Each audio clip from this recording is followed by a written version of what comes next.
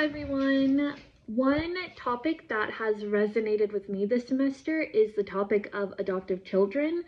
This topic really resonated with me because before this semester, I was absolutely certain I didn't want to intervene with adoptive children or child welfare at all, but learning more has kind of opened my eyes to some different aspects of it and has made me more open to the possibility.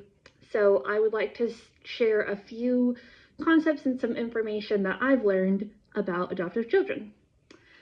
The first concept I'd like to discuss is the adoption triad, which is the child, the birth parents, and the adoptive parents. All three parts of the triad have specific laws and policies regarding them and protecting their rights.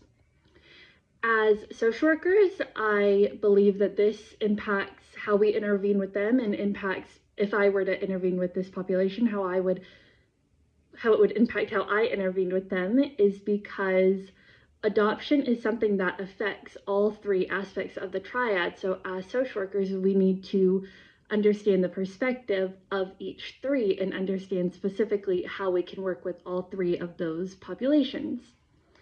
The second concept is when the process of when a child is what is known as being freed for adoption. And a child can be freed for adoption in two different ways. That is, if the rights of the birth parents are terminated or if they are relinquished. If they're terminated, that is usually due to some sort of abuse or neglect, and it is when the courts are involved.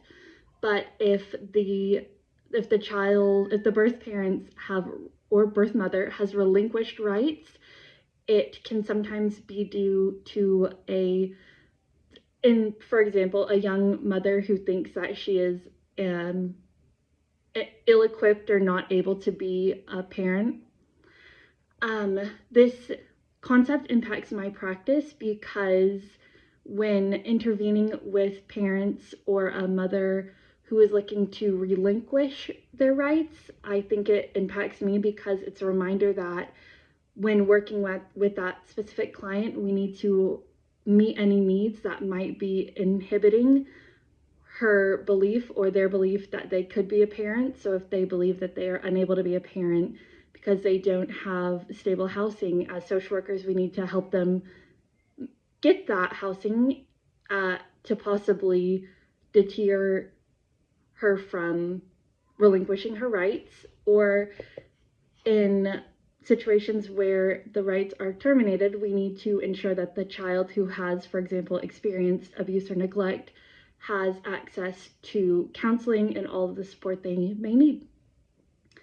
A final concept is about privacy laws surrounding the birth parents in adoption cases. I was unaware that this was a law that was in place. It was very interesting and eye-opening to learn about.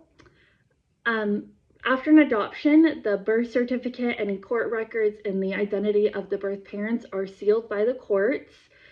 And I think this would impact how I intervene and in my practice, because we would need to carefully navigate supporting any adoptive child who is trying to discover their identity and their heritage while also ensuring the rights of the parents are still protected.